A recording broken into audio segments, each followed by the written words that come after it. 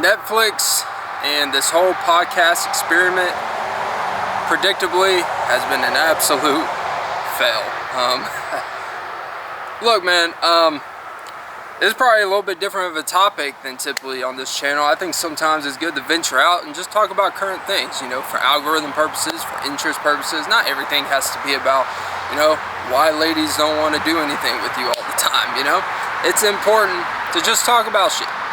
So, yeah, by the way, welcome to the Socially Inept Thoughts channel. My name is Clint. This channel is designed to provide value, give different perspective, opinions, and kind of just whatever I want to talk about and what I feel like is important to put out there in the world. So without further ado, if you guys like, please subscribe, please like, please comment, and most importantly, please engage. And yeah, let's get this started. Yeah, so this whole Netflix podcast experiment has been, it never made sense from the beginning. And it's amazing, and I think it's a great reflection that just because we got people in positions of power that make 40, 50 million dollars a year, these CEOs and these executives, this is a great example that just because you make a lot of money doesn't, anyone can see that this was just, it made no sense. Yes, do companies evolve? Do brands evolve? Do they evolve? Something like Netflix that started out to be just physical DVD and then it turned into digital. This become the biggest thing in the freaking world. People go to different things for reasons. The whole point of having like a Netflix is because you know what you're getting. You're getting, regardless of what your opinions about, a lot of their movies are kind of the same now, especially they're all produced. It feels like you're watching a similar production style. But you know, when you go to Netflix, you're getting TV, you're getting movies coming in and out, you get original, and then you go to different streaming services for different specific things. And the problem is when you try to put everything in one thing, it saturates everything down. And for the podcast networks and stuff itself, I guess I could kind of understand, like, it's probably a lot of money. I don't know the exact numbers, but I know like the Volume, Barstool, The Ringer, all of like the big podcast networks, especially in the sports, iHeartRadio, because the Breakfast Club is kind of airing on there a little bit. All of it, it never really made sense. But most time when people watch Netflix, it's on a TV. And when you invest in a 42, 50-inch TV, I don't really want to watch Bill Simmons sitting in with his camcorder. I really don't care to watch him talk about Wemby being the MVP for the 8th straight week. Or, hey, Jason Tatum when he comes back, you know. That's not why I invest in the big screen. We have different medias and avenues for different things.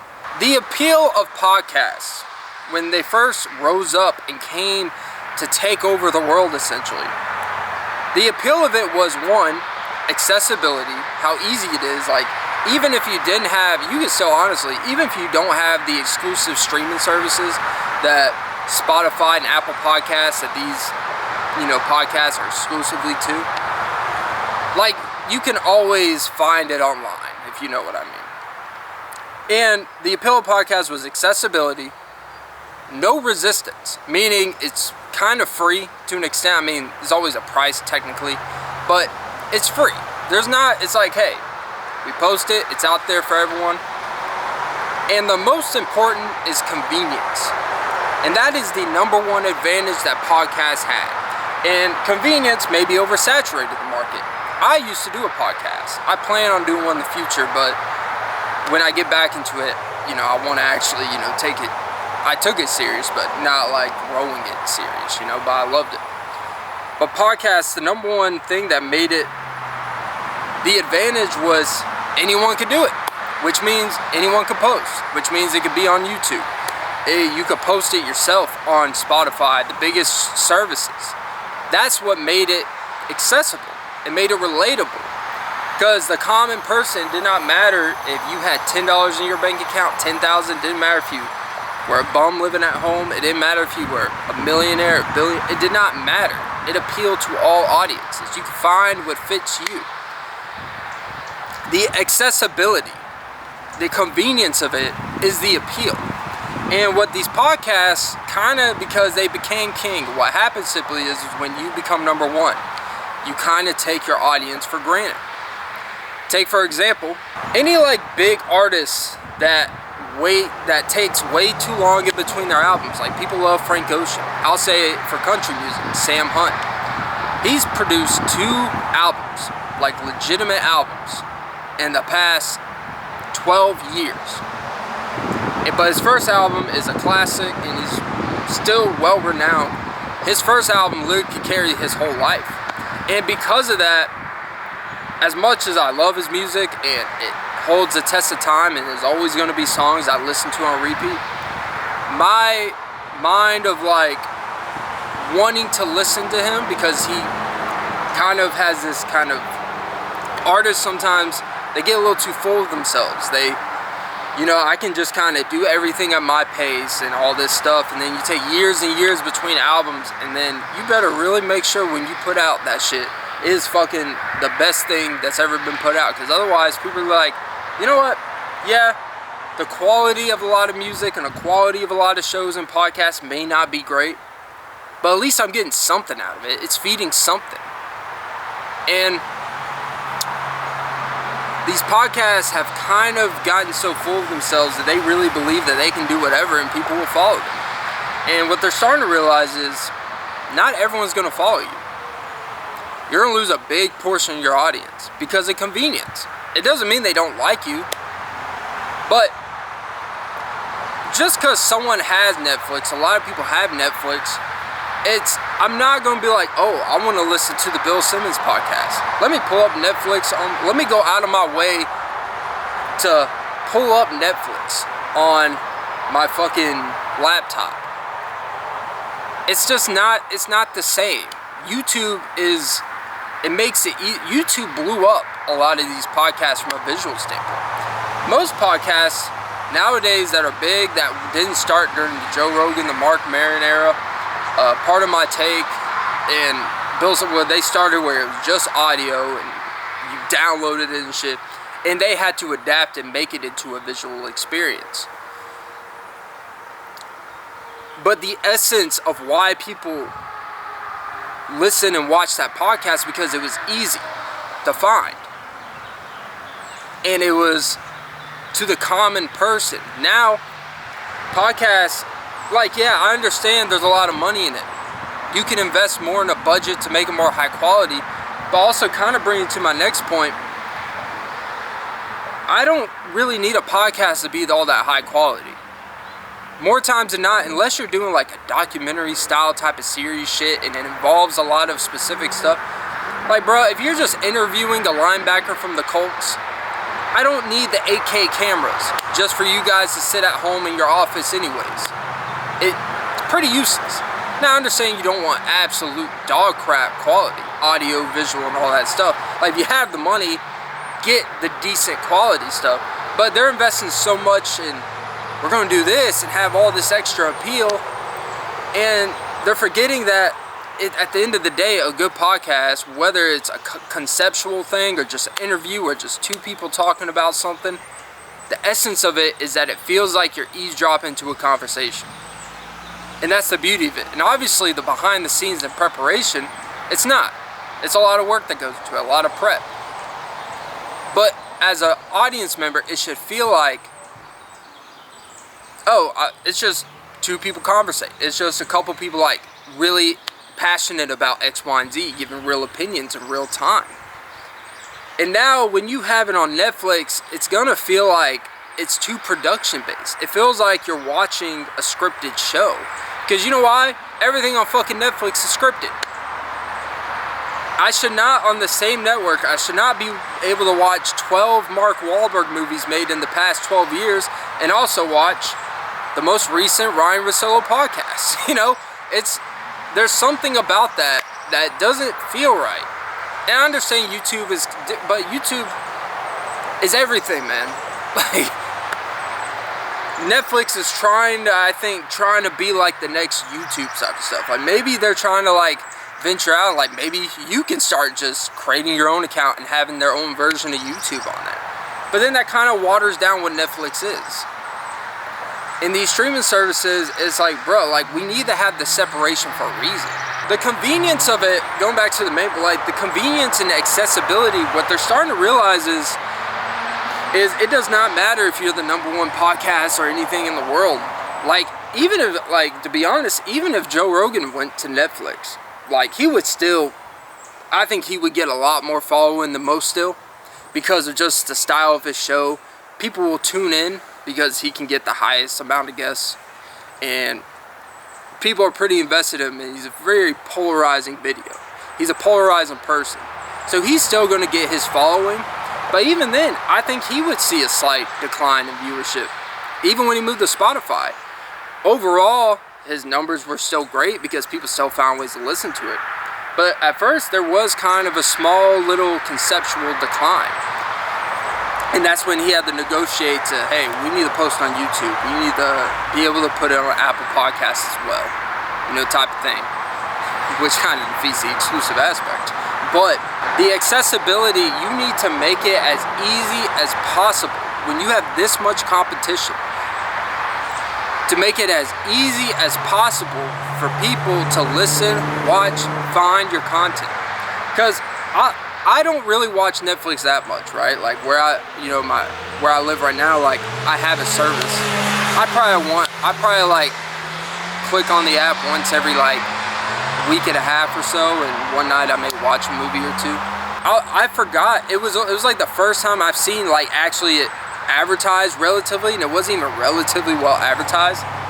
It was like podcast, it's like new episode, this, and that's it.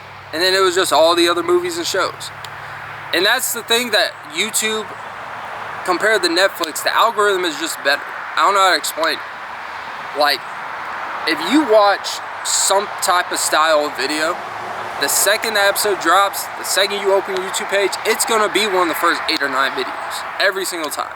Netflix, the algorithm just hasn't adapted to that. Most of the time why people watch stuff is because it's recommended to them. Like, if you do the numbers on YouTube, most videos that are watched, like a majority, is not videos that people typed into the search bar. What happens is, the homepage, maybe you click on YouTube because you know something dropped, and then you watch that, and then recommended related videos. Recommend related. Most time people just fill the time in.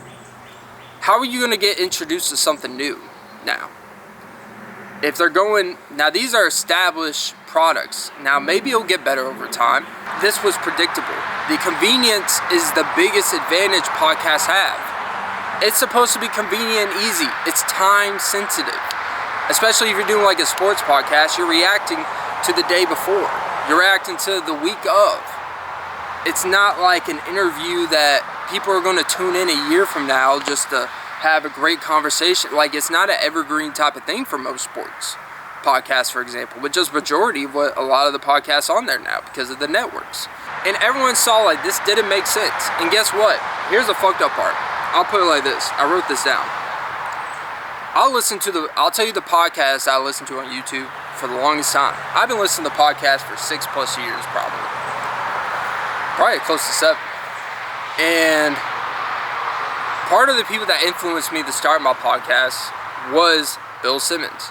I listened to the Bill Simmons, Ryan Russillo, Colin Cowherd with his radio kind of influenced me as well. The Joe Budden podcast was really big as well and influencing me. Listen to Rory Mal's on Netflix too. Their shit's declined a lot. I liked Rory Mal at first, by the way, but kind of after the first episode when they separated, I liked them. But honestly, man, I like them when they're with Joe Budden, and I like Joe Budden when they're with them. You know, these shows I used to listen to on a regular, like every Sunday during the football season, and during the week, like Bill said, you drop an episode on YouTube, and I would catch a good bit of it, you know. And because I haven't been on Spotify in a while, I kind of stopped paying for it, but whatever. I can still listen, but neither here nor there. But it would come on YouTube, and I would see like, oh, okay, new episode. Let me listen to a portion or a clip of this.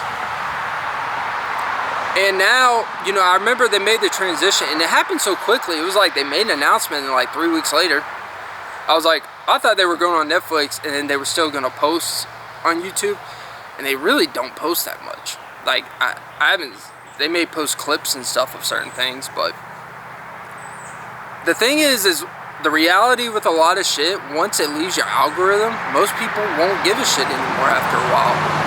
We are a slave to our algorithm. Your interest in what you watch has been developed by your algorithm.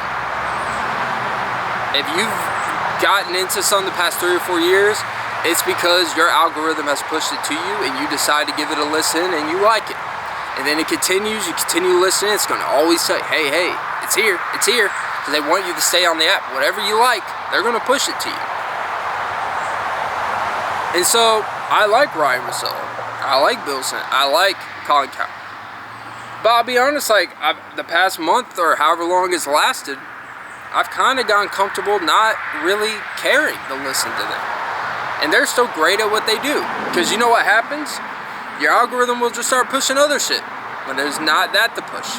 Oh, they stopped posting for a while. So now I listen to a lot of Divorce Law with James Sexton. And that's a podcast, but it feels like a YouTube show, but it's a podcast apparently. You know, and that's the thing is also, it's hard to really tell the difference of, a lot of times things were created on a YouTube channel. And they're just like, oh, we'll just convert it and call it a podcast. And there's nothing wrong with that, but there's a lot of podcasts where it's literally them playing videos for reactions. For an extended period of time, they make a simple reaction and they just let videos play and they call that a podcast. So what a podcast has become is very subjective, because if you put it on an RSS feed, it's a podcast. A radio show that was on, you know, Star whatever, or Hot 98 or Hot 97, whatever the New York station is, where The Breakfast Club is played, Jesus and Mero, where the one where Ebro in the mornings, the New York radio stuff, those regional radios that are on those, now they just like, even the Colin Cowherd, the radio show. It's hard to tell, like, he does the radio show and then he does the podcast, and you're basically getting the same takes, but his podcast is a more real version. The show still feels formula, and so you stop listening to the show, you listen to the podcast, but they're both put on podcasts, and even after they do the radio show, then they post the radio show on a podcast feed. So everything's a fucking podcast, bro. Like, I mean, it's hard to tell what, you know, what is a podcast? I don't know anymore, you know? It used to be just some guy talking shit with a friend and having fun, and or maybe like you talk about a niche of the music industry, or you talk about hot topics, or you just talk about random ass shit, and people invest in the personality. And now podcasts, you could have the most boring personalities, but it's very informational or it's very whatever, and that will get a lot of people's attention because it's more well put together. Your personality, I think the reality is your personality alone, like back in the day, your personality alone in today's world, because of the demand for high quality production, your personality alone, it's going to be very hard to like take it to the next level. And that's with any content creation, with YouTube, with podcasting, or anything. Like the quality, you could sit here, like, yes, it doesn't mean you can't get an audience, but there will become a point where to get to that next level, to really like start making money, which you could probably at that point invest in editors and quality equipment, but then you make it that, and then it kind of takes, the more production that's added to it, it kind of takes the personality out of it. But it can also expound and hide your weaknesses too. So that's the weird part. Like, it's kind of a double-edged sword. But overall is the reality, and this is for most entertainment products, no matter how much someone enjoys your podcast or show, if people get comfortable without it, it's very difficult to regain that interest when media is hitting our phones all day long with a million other things. And maybe it's just like seasonal stuff, like maybe you go to somewhere for summer for certain sports. Maybe you go somewhere when, you know, you just want to hear bullshit all day, or you want to hear about, you know, sex and stuff, so you listen to a certain woman's podcast or something, you know? There's always a mood aspect to it, but for the most part, we just watch what we're being told to watch. And it's weird, like, your personality, if you're not careful, can really be highly developed by these algorithms. Like, they are very good at what they're doing.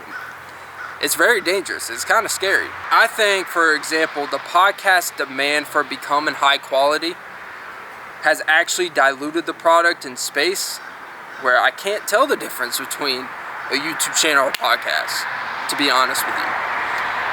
And I kind of I was driving over here, and I really came up with this idea today, because I watched a clip from a podcast.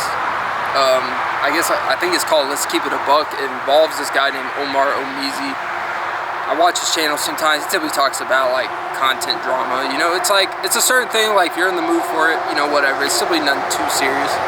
But, and it was about and I kind of forgot, like, oh yeah, and I keep forgetting Netflix has podcasts. Like and that's the issue. I think people are like still not really accepting it, because it doesn't really make sense from a logistical standpoint, unless they make like a legitimate Netflix convenient podcast app or something like that. I think that's the only way it may work. It doesn't make sense for Netflix to want to do this. But then again, I don't know the business inside and out, like, you know, the movie business and stuff like that. But look, podcasts are obviously a lot cheaper to produce and operate. But, you know, obviously at the frequency, if you have to put out a lot to keep up, obviously, the more you put out, the more shit costs from an engineering, production standpoint, paying employees and all that stuff. Like, yeah, like there's a lot of money into it. It's not accidental why companies are paying $100 plus, $200 plus million for a podcast itself, or a podcast company nowadays. It's not accidental, right? Because I think the appeal is, think about it, like Netflix funds a lot of fucking movies. Like some of these budgets, and it's like, oh, 40 million here, 80 million here, 20 million, 100 million. I've seen budgets 150, 200 million for some of these Netflix movies. Like, they will put some fucking money up. And the running gag is like Netflix is not profitable. It's only starting to recently have the chance to become like profitable in that space.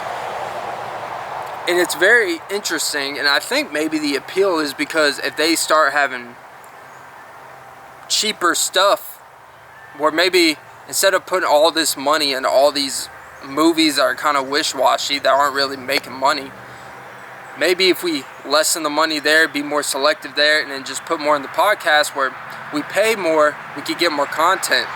And if we turn this into people who constantly come in, podcasts are cheaper in the long run from a standpoint. You pay an upfront fee for the company, but maybe if they really start get going, they can make us a lot of money too, in advertisement and all that good shit. Like, I don't know the exact business, but I'm thinking maybe that may be the appeal, is thinking like we can get more for less, because you could get a lot more content out of podcasts. And you know, it's hard to put out 5 movies in a short period of time. You can put out 5 podcasts in a couple days if you really wanted to. Like, it's not the hardest thing in the fucking world if you really are dedicated and care about it. And I think maybe it's a transition. They're trying to veer away from putting all this money into movie rights and production rights, and instead of like, you know, taking on, I still don't understand the Netflix, like what movies they decide to leave, what movies they bring back, what they insert. I'm pretty sure it's like Warner Brothers and all that stuff. The whole business model is just, yeah, fascinating. And I think another underrated fact is, one, again, I haven't watched a single podcast on Netflix. I haven't clicked the play button. It's kind of hard to really find. Like, and it's not really they don't like have great advertisement for it, so it's hard to like, oh, here, boom, boom, boom. It's not like, you know, you go down the list, it'll be like movie night, new releases, trending now, sci-fi. Like, you would think in the first couple they would have podcasts, new episodes or something. I haven't seen any of that. Maybe I'm just missing it. I don't know. I haven't seen it.